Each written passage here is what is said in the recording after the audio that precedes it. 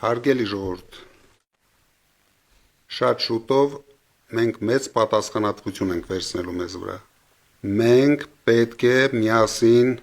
ապահովենք մեր երկրի սրընթաց զարգացումը, բայց նախքան քննարկելը զարգացման պրոցեսները, ես ուզում եմ այսօր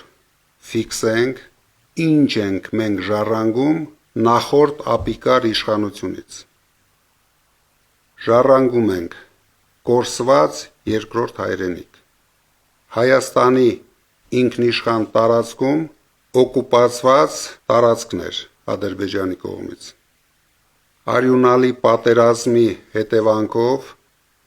մի քանի անգամ մեծացրած եռաբլուր, մեր հիմնական դաշնակիցների հետ շանտաժի լեզվով խոսելու հետևանքով բացարձակ կորցրել ենք վստահությունը դաշնակիցների կողմից։ Հայաստանը դարձրել են աշխարհաքաղաքական բախման կենտրոն։ Մեր լավագույն հայրենակիցները այսօր գտնվում են Բաքվի բանտում։ Տնտեսության մասով ամբողջությամբ տապալված տնտեսություն, 21% աղքատություն, վարկերի տակ ճռռացող հասարակություն, 15 միլիարդին մոտեցող պետական պարտք, սփյուռքի ներուժի ոչնչացում Հայաստանի տնտեսական դաշտում, իրավապահ մարմինների բռնությունների շնորհիվ ներքին ներդրողների բացարձակ անտարբերություն։ Իսկ ինչ ենք անելու մենք ապահովելու համար սրընթաց զարգացում։ Առաջին հերթին 24-ժամյա աշխատանք ունենալու ենք միասնական եւ ուժեղ հասարակություն։ Վերականգնելու ենք եկեղեցու տեղն ու դերը մեր հասարակության կյանքում։ Արդարությունը, արդարադատությունը, մարդասիրությունը գերակա է լինելու մեր կյանքում։ Եվ ինչպես խոստացել էինք, ունենալու ենք երաշխավորված ռեալ խաղաղություն, ինչը ես նույնպես երաշխավորում եմ։ Հիմա Նարեկ Կարապետյանը կներկայացնի, ինչ քայլերով կապահովենք Հայաստանի տնտեսության սրընթաց զարգացումը։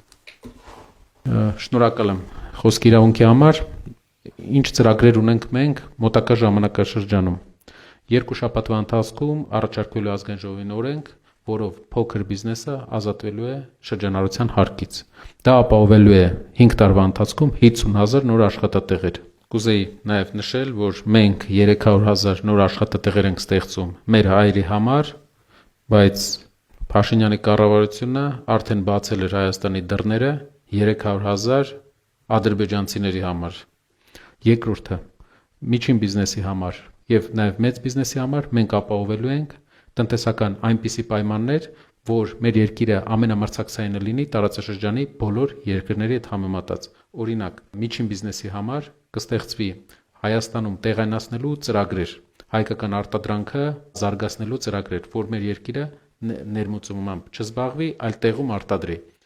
Հայաստանը վերաարդյունաբերականացնելու համար մեզ պետք է մեծ օտարերկրյա ներդրումներ, որը մենք ապահովելու ենք շատ կարճ ժամանակում։ Առաջիկա մի քանի հանդիպումների ժամանակ մենք սկսելու ենք ներկայացնել մեր տնտեսության զարգացման նոր ծրագրերը, որը իմ կարծիքով հեղափոխական է լինելու Հայաստանի կյանքում։